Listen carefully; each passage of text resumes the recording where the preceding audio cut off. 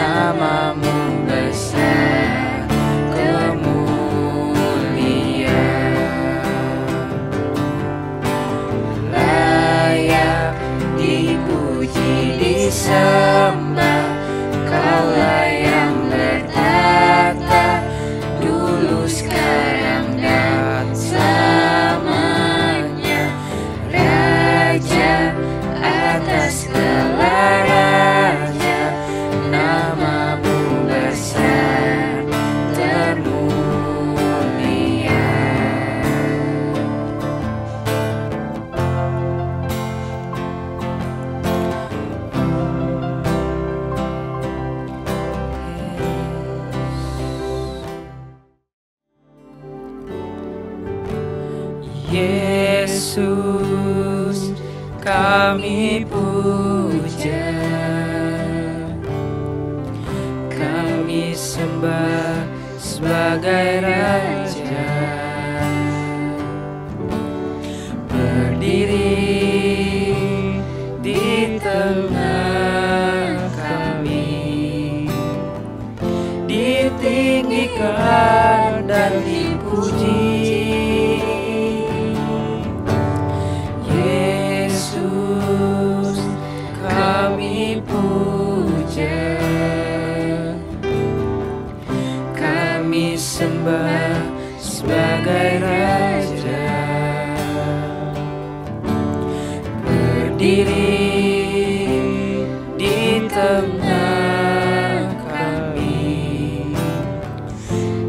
ditinggikan dan dipuji.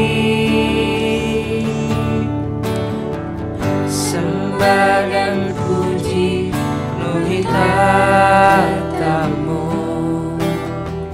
Sembah dan puji penuhi tatamu. Sembah dan puji penuhi tatamu. Yesus Tuhan adalah Raja.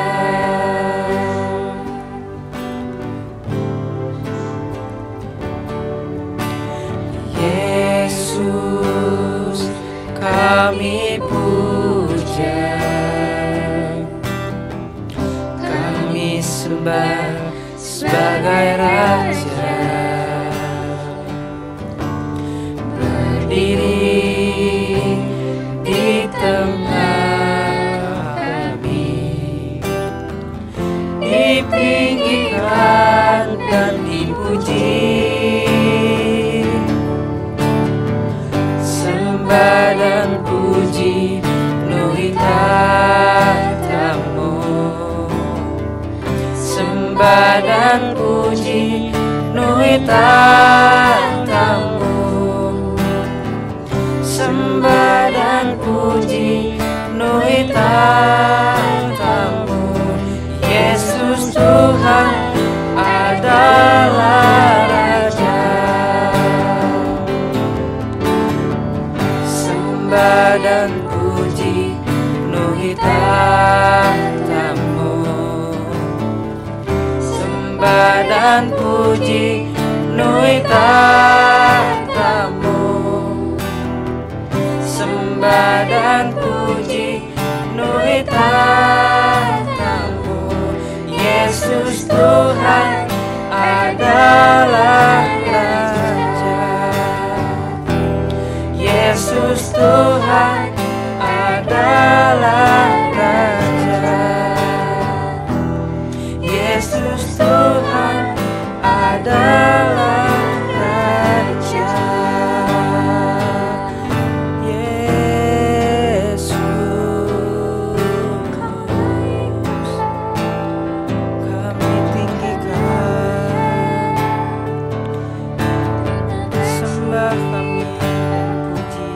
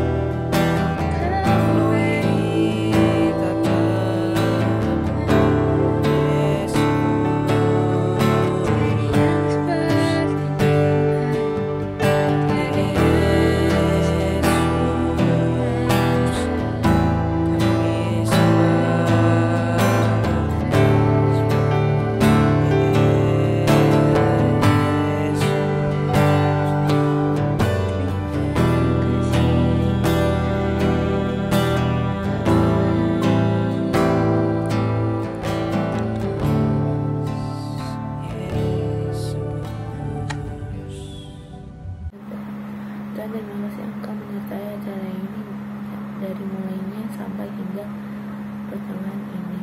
Sebentar lagi kita akan mendengarkan firman-Mu. Tuhan, berikanlah hati dan pikiran kami untuk siap menerima pengajaran yang Engkau berikan melalui Alkitab. Terima kasih Tuhan Yesus. Amin. Shalom semua, apa kabar?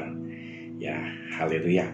Saya hari ini bersyukur sekali bisa kembali bersama kita semua untuk membagikan dan sharing firman Tuhan. Dan hari ini tema firman Tuhan yang akan saya bagikan ada mengenai mager. Mager itu apa? Makin bergerak. Yaitu tema dari pusat, makin bergerak, bukan malas bergerak. Move it, ya. I like to move it, move it. I like to move it, move it. I like to move it. Oke. Nah, itu tema kita hari ini ya. Oke. Nah, seperti yang kita tahu bahwa selama setahun ini kita semua melakukan kegiatan udah tidak seperti tahun-tahun sebelumnya, ya kan? Karena apa? Karena pengaruh COVID ini kita semuanya PJJ, betul? Ya, ada semuanya pembelajaran jarak jauh kan, ya. Jadi pagi-pagi itu harus sudah buka komputer atau buka laptop ataupun buka gadget untuk bisa berkomunikasi sama guru, betul? Nah, dan sekali kehidupan kita itu seperti ini kan. Kita punya waktu 24 jam, oke? Nah, setelah 24 jam kita tidur, kita pakai untuk tidur 8 jam. Jadi yang tersisa tinggal 16 jam. Nah, setelah 16 jam itu kita pakai 6 jam itu untuk sekolah. Dari jam 7 sampai jam 1, betul? Tinggal tersisa 10 jam. Habis itu kita kerjakan PR dan kita belajar, karena besok banyak ulangan. Kita gunakan waktu selama 3 jam. Sehingga waktu kita tinggal 7 jam. Capek habis itu, pengen tidur siang 1 jam. Tersisalah 6 jam di dalam kehidupan kita. Nah, tetapi di dalam sisa 6 jam ini kan kita juga melakukan banyak hal. Seperti contohnya makan, ya kan? Makan pagi, siang, sore, itu masing-masing aja bisa 20 menit. 20 menit kali 3 udah sejam. Sejam lagi buat apa? Melakukan hal-hal yang lain seperti contohnya mandi. Mandi ya? Ayo. Jangan-jangan ada yang gak mandi lagi.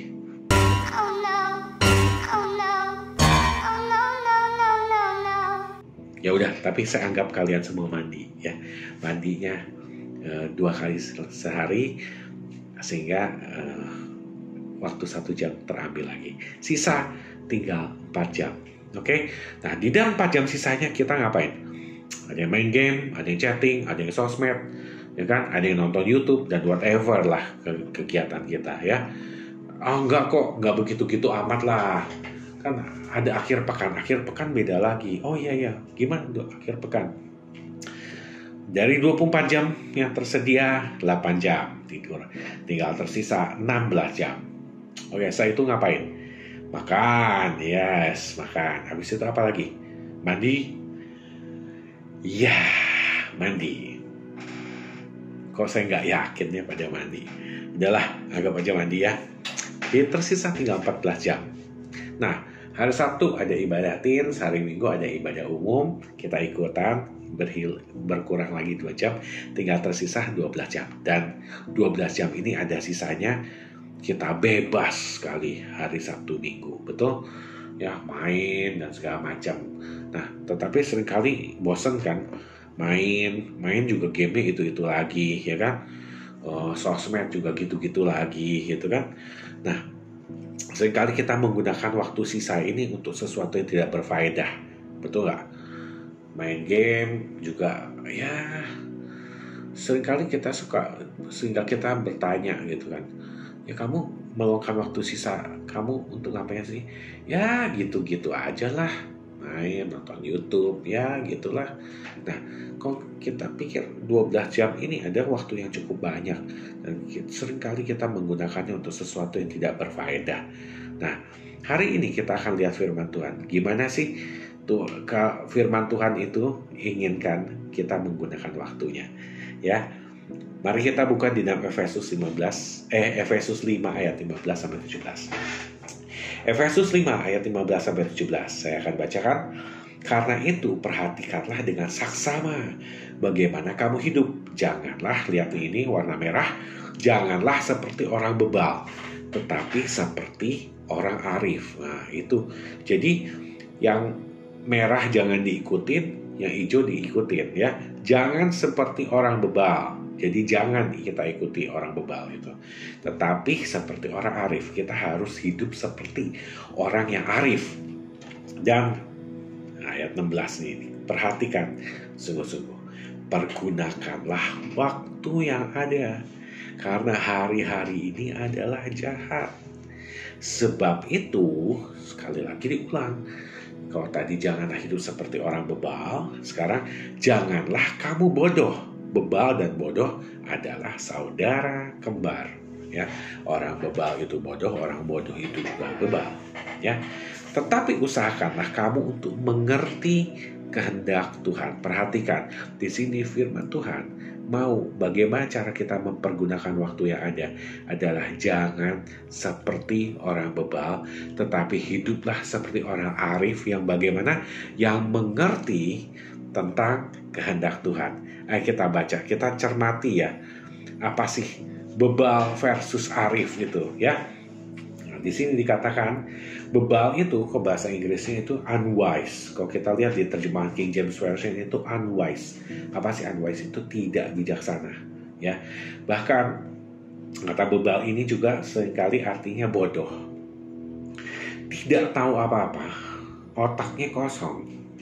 Ya, atau nah ini dia menjalani kehidupan gitu aja.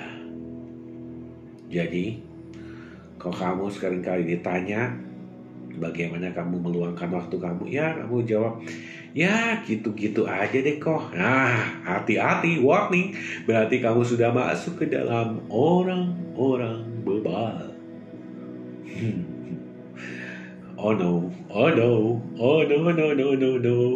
ya, bahaya itu berarti kamu sudah masuk ke dalam anggota manusia bebal. Sementara yang Tuhan kehendaki kita itu arif. Arif itu artinya wise, bijaksana.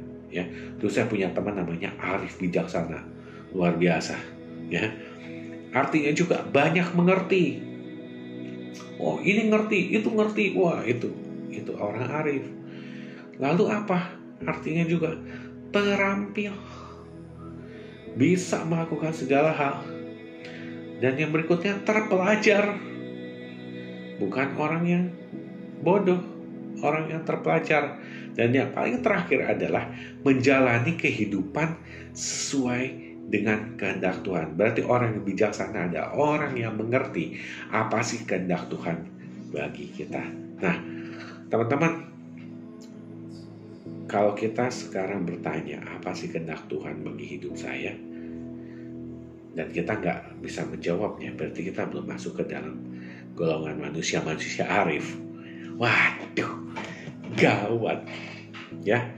Nah, jadi kalau kita mencermati mengenai mengerti kehendak Tuhan, ya, kita harus melihat. Seringkali kita nggak tahu kenapa sih kita ini diciptakan.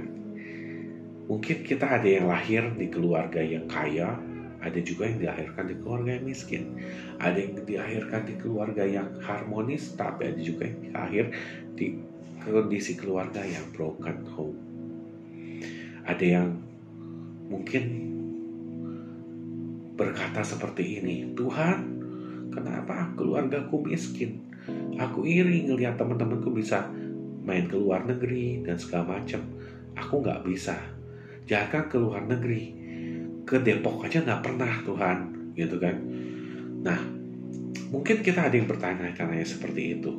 Mungkin banyak sekali kita menyerah. Iya, enak kok ngembangin bakat. Kok papaku kaya bisa ngelesin aku ini itu. Tapi kan papaku nggak kaya, aku nggak bisa kembangin bakatku. Emangnya bakat itu bisa dikembangkan dengan kekayaan saja? Oh enggak juga gitu. Mari kita lihat, ada seseorang yang bernama A.Z. Taylor Morton. Beliau ini adalah seorang menteri keuangan Amerika Serikat pada masa zaman Presiden Jimmy Carter menjadi presiden di Amerika Serikat pada saat itu. Dan dia, A.Z. Taylor Morton ini adalah seorang wanita berkulit hitam. Sehingga sampai hari ini dia adalah satu-satunya menteri keuangan Amerika Serikat yang berkulit hitam, satu-satunya, dan dia juga seorang wanita. A.Z. Taylor Morton ini menghadapi dua masalah dalam hidup dia, yaitu yang pertama dia berkulit hitam sehingga sering kali didiskriminasi, dan yang berikutnya adalah dia seorang wanita yang untuk karirnya di politik itu seringkali mendapat hambatan, pada apalagi waktu zaman waktu itu, ya. Nah, apalagi ternyata A.Z. Taylor Morton ini dilahirkan itu tanpa mengenal ayahnya. Ibunya ditinggal oleh ayahnya, jadi dia tidak pernah mengenal siapa ayahnya. Selain itu, ibunya itu sangat miskin, ya. Sampai ibunya saja waktu melahirkan A.Z. Taylor Morton, dia melahirkannya di sebuah kebun dan dibantu oleh tukang kebun. Luar biasa, bukan dibantu bidan, bukan dibantu dokter, tapi dibantu oleh tukang kebun. Ibunya itu selain miskin, dia juga bisu dan tuli. Ya, parah banget. Jadi A.Z. Taylor Morton ini hidupnya itu menyedihkan sekali. Dia seorang anak yang tidak diinginkan, dan dia juga bisu dan tuli. Menyedihkan sekali kehidupan dia. Ya, bahkan dia waktu masih kecil pun bersekolah, bukan di sekolah umum biasa karena dia miskin dan berkulit hitam, sehingga dia didiskriminasi, sehingga dia terpaksa bersekolah di sekolah orang-orang cacat. Dan itu luar biasa, dia bisa ikuti pelajaran orang-orang cacat. Ya, nah, A.Z. Taylor Morton merasa terpuruk ketika dia masih muda. Ya, dia tidak mengerti kenapa Tuhan menciptakan aku di keluarga macam beginian. Membuat aku ini hidupku menyedihkan. Tapi suatu hari ketika A.Z. Taylor Morton itu terpuruk, dia bertemu dengan seorang pendeta. Dan pendeta itu berkata seperti ini, A.Z., tahukah kamu bahwa hidup ini adalah anugerah, nak? Tuhan memberikan kamu kebebasan untuk memilih. Mau mengeluh, mau tetap mengeluh seperti ini, atau bangkit dari kemiskinan. Dan pilihan itu ada di tanganmu, nak. Perlu kamu tahu bahwa rencana Tuhan atasmu bukan rencana kecelakaan, melainkan hari depan yang penuh harapan. Dan selama bisa memilih, pilihlah yang terbaik. Dan pada hari itu juga A.Z. Taylor Morton dicelikkan matanya dan dia berkata bahwa aku tidak akan bersungut-sungut dan terpuruk di dalam hidupku, tetapi aku memilih untuk menjadi orang sukses. Aku memilih untuk menjadi orang yang memuliakan nama Tuhan. Nah, teman-teman, akhirnya A.Z. Taylor Morton menerima keadaan dia. Dia berusaha sekolah terbaik, sebaik-baik mungkin, meskipun sekolahnya di tempat sekolahnya jelek. Dan bahkan dia ditolak di satu universitas karena dia berkulit hitam. Tapi dia tidak menyerah. Dia berkuliah di tempat sambil bekerja di satu universitas yang khusus orang-orang kulit hitam. Tetapi karena dia melakukan segala sesuatunya dengan baik, maka pada suatu hari dia bisa menjadi seorang Menteri Keuangan Amerika Serikat pada masa Presiden Jimmy Carter. Bahkan di uang $1 pada tahun itu ditandatangan oleh A.Z. Taylor Morton. Itu bisa dilihat di gambar di $1 bill ini, bahwa suatu hari dia menandatangan uang. Ya, luar biasa. Nah, teman-teman, kita kembali ke hidup kita. Nah, seringkali kita nggak mengerti kehidupan kita. Ya, kok aku lahir di tempat seperti ini? Nah, kok kita cermati bahwa rencana Tuhan itu ada yang sifatnya umum dan ada yang sifatnya spesifik. Sifatnya umum seperti contohnya apa? Rencana Tuhan bagi orang-orang Kristen di masa ini itu umum. Atau rencana Tuhan bagi bangsa Israel itu umum. Tetapi Tuhan juga punya rencana-rencana yang spesifik, yaitu rencana Tuhan bagi kamu, rencana Tuhan bagi teman kamu, rencana Tuhan bagi orang tua kamu, itu spesifik, ya. Nah, di dalam rencana Tuhan bagimu itu ada satu hal, bahwa Tuhan itu memberikan uniqueness, keunikan kepada kita, ya, baik itu dari talenta dan kepribadian, ya. Ada di antara kita yang jago main musik, ada yang jago nyanyi, ada yang jago ngomong di depan umum, ada yang jago main game, ya, beda-beda, ya. Ada juga yang memiliki kepribadian pemarah, ada yang memiliki kepribadian yang halus, tenang, ya. Tetapi Tuhan juga ada rencana Tuhan bagimu itu dilihat di mana. Kenapa kamu dilahirkan zaman ini ketika ada zaman pandemi COVID? Kenapa nggak zaman dulu gitu? Ya, kenapa kamu lahir di keluarga ini? Misalnya contohnya, kenapa Joyce lahir di keluarganya Pak Roni Bagenda? Atau misalnya, kenapa Brian dilahirkan di keluarga yang kepala keluarganya ganteng banget. Itu papanya Brian. Siapa papanya Brian? Itu saya. Oke. Nah, itu ada rencana Tuhan. Kenapa Tuhan memilih masa hidup kita itu seperti kita dilahirkan di saat ini. Lalu kenapa Tuhan memberikan orang-orang di sekitar kita yang seperti ini? Ada yang menyebalkan, ada yang menyenangkan. Itu ada bagian dari rencana Tuhan. Mungkin kita saat ini belum tahu rencana seperti apa. Tetapi di balik itu semua kita memiliki tanggung jawab, yaitu untuk mengembangkan kemampuan kita yang sudah Tuhan berikan kepada kita. Ya, karena suatu hari siapa tahu Tuhan itu menyatakan kehendaknya lewat talenta kita. Gimana kok maksudnya? Coba bisa tolong ulangi. Nah, jadi mari kita baca dulu ya. Di dalam Matius 25 ayat 14 sampai 30 ya. Oke. Saya rasa kok kita semua yang sekolah minggu pasti tahu tentang perumpamaan ini. Jadi perumpamaan tentang talenta. Gimana ada seorang tuan yang memberikan talenta atau emas itu. Jadi talenta itu adalah emas bentuknya, emas batangan, kepada 3 orang hambanya. Yang satu dia kasih 5 talenta, 5 batang emas. Yang satu dia kasih 2 batang emas. Yang satu lagi dia kasih 1 batang emas. Lalu tuan ini berkata, ya pokoknya saya mau pergi keluar kota ya. Nah kamu tolonglah kembangkan itu talenta-talenta yang udah aku berikan kepada kamu. Hamba pertama yang terima 5 talenta berhasil mengembangkannya. Mungkin dia jualan bakso atau apa gitu. Akhirnya 5 talenta itu berubah menjadi 10 talenta. Yang 2 talenta pun begitu. Dari 2 talenta dia terima, dia dapat laba 2 talenta lagi, sehingga dia total memiliki 4 talenta ketika tuannya kembali. Nah, yang satu ini yang terima 1 talenta marah. Ampun nih tuan, maunya gampang aja, terima labanya aja. Gua cuma dikasih 1 talenta, pasti tuannya sentimen. Akhirnya dia apa? Dia taruh uangnya itu di dalam sebuah lubang, dia timbun. Dan suatu hari tuannya pulang. Yang 5 talenta ditanya, gimana kamu kabarnya? Oh baik tuan, aku berhasil mengembangkan 5 talenta jadi 10 talenta. Wah luar biasa, kamu adalah hambaku yang setia. Ya, lalu yang 2 talenta juga balik kepada tuannya dan berkata, aku bisa jadi 4 talenta tuan. Aku dikasih 2, aku dapat laba 2, jadi total 4 talenta. Wah, kamu ada hambaku yang setia, kata tuannya. Sementara yang satu ketika ditanya, gimana yang kamu? Tuannya kurang ajar. Tuannya manusia kejam. Tuan itu mau enaknya aja. Nih, aku kembalikan talenta. Aku cuman sembunyikan ini di dalam tanah. Marahlah tuannya.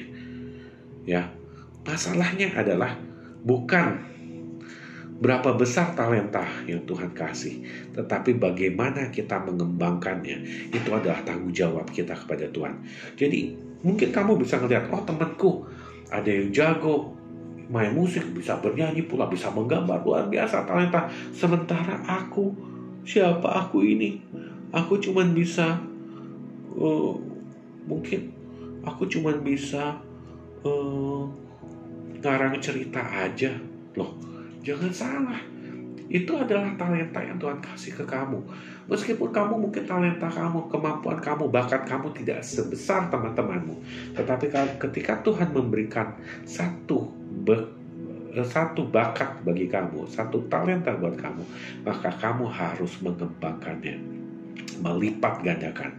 Ya mungkin yang tadi kamu cuma bisa lainnya, yang bisa menyanyi nih contohnya, yang tadinya kamu cuma bisa nyanyi lagu pop aja, kembangkan supaya kamu bisa nyanyi lagu Latin, kamu bisa nyanyi lagu jazz, belajar improvisasi supaya improvisasinya nggak yang itu lagi. Seringkali saya kalau ngelihat yang anak-anak muda nyanyi gitu, saya suka ketawa sendiri. Kenapa? Dari satu lagu ke lagu yang berikutnya improvisasinya gitu-gitu aja gitu, ya kan? Aduh, norak banget deh gitu. Belajar lagi lebih banyak gitu. Ya, terus deh gitu. Nah, Tuhan itu mau kita itu mengembangkan kemampuan kita, sehingga kita jangan berpuas diri sama kemampuan kita yang ada, tetapi Tuhan mau agar kita mengembangkannya. Kenapa? Karena suatu hari kita bisa menggunakan kemampuan ini untuk memuliakan nama Tuhan. Contohnya siapa? Kamu tahu yang namanya Stephen Curry, anggota Golden State Warriors, ya kan? Dia apa? Dia jago main basket. Dan karena dia jago main basket itu, dia diakui oleh teman-temannya. Dan disitulah dia pakai untuk mengabarkan Injil kerajaan Tuhan. Bahkan beberapa temannya itu sampai dibaptis sama dia, sehingga mengenal sama Tuhan. Nah, itu luar biasa. Itu ada contoh orang yang menggunakan bakatnya untuk kemuliaan nama Tuhan. Nah, begitu juga kita. Kita apa yang kita lihat? Bakat apa sih yang bisa saya punya? Dan bagaimana bakat saya ini bisa dipakai untuk sesama? Bagaimana bakat saya ini bisa dipakai untuk memuliakan nama Tuhan? Itulah yang harus kita kembangkan. Ya, misalnya contohnya, kok aku nggak bisa main, aku nggak bisa nyanyi, nggak bisa main musik, tapi aku cuma bisa main game kok. Oke. No problem. Itu adalah bakat juga loh. Ya, suatu hari coba kamu kembangkan bagaimana supaya kamu nggak main game aja, tetapi bagaimana caranya suatu kamu bisa bikin game. Ya kan? Oh iya, aku bisa bikin game. Ya contohnya paling gampang ya. Pakai software namanya misalnya RPG Maker. Di situ kamu belajar untuk coding sedikit-sedikit gitu. Ya, sehingga kamu bisa bikin satu game yang bagus gitu, ya, dimana kamu bisa bikin game nanti yang menyelipkan prinsip-prinsip firman Allah, bisa aja gitu, ya, belajar, kembangkanlah bakat kamu, karena Tuhan mau agar kita mengembangkan bakat kita itu untuk kemuliaan namanya, ya. Nah, sehingga kalau saya bilang ini terakhir dari saya, itu ada tips mengisi waktu. Yang pertama adalah kalau bisa sih stop gadgeting, ya. Kecuali kalau bakat kamu berkaitan sama gadget, ya udah mau gimana. Tapi sebisa mungkin kalau bisa stop gadgeting. Kenapa? Sayangi mata kamu, sayangi otak kamu. Bayangin setiap hari kamu itu PJJ udah dari jam 7 sampai jam 1 ngantengin komputer, ngantengin gadget untuk bisa ngikuti Zoom, ya kan, sama sekolah. Ya, stop gadgeting, sayangi mata kamu. Lalu yang berikutnya adalah kembangkan talenta kamu, ya. Kamu harus cari tahu apa sih bakat kamu dan bagaimana bakat kamu itu berguna bagi hidupmu dan sesamamu, ya. Jadi kembangkan talenta kamu untuk dipakai untuk kemuliaan nama Tuhan. Oke, sekian dari saya. Semoga firman Tuhan ini bisa membangkitkan kita supaya kita lebih bersemangat lagi di dalam mengikut Tuhan dengan cara mengetahui kehendak Tuhan melalui talenta, dengan mengembangkan talenta kita. Yuk, teman-teman, kita berdoa. Bapa dalam surga, kami bersyukur, berterima kasih untuk kebaikan-Mu, dan kami bersyukur Tuhan untuk setiap bakat atau talenta yang sudah Tuhan berikan kepada kami. Bapak, tolong kami untuk bisa mengembangkan setiap talenta ini, setiap bakat kami, sehingga bisa dipakai untuk kemuliaan nama-Mu. Ajarkan kepada kami untuk tidak selalu hanya berpuas diri, dan juga ajarkan kepada kami juga untuk tidak menyalahkan kondisi-kondisi di sekitar kami, tetapi kami mau Tuhan melihat segala sesuatunya ada bagian dari kehendak-Mu, sehingga kami bisa hidup maksimal, kami hidup positif di hadapan-Mu, dan kami bisa mengembangkan talenta kami untuk pada akhirnya kami gunakan untuk kemuliaan nama-Mu. Terima kasih Bapa, terpujilah nama-Mu. Biarlah Tuhan hidup kami bisa dipakai untuk kemuliaan nama-Mu saja. Dan dalam nama Tuhan Yesus Kristus kami berdoa, haleluya. Amin.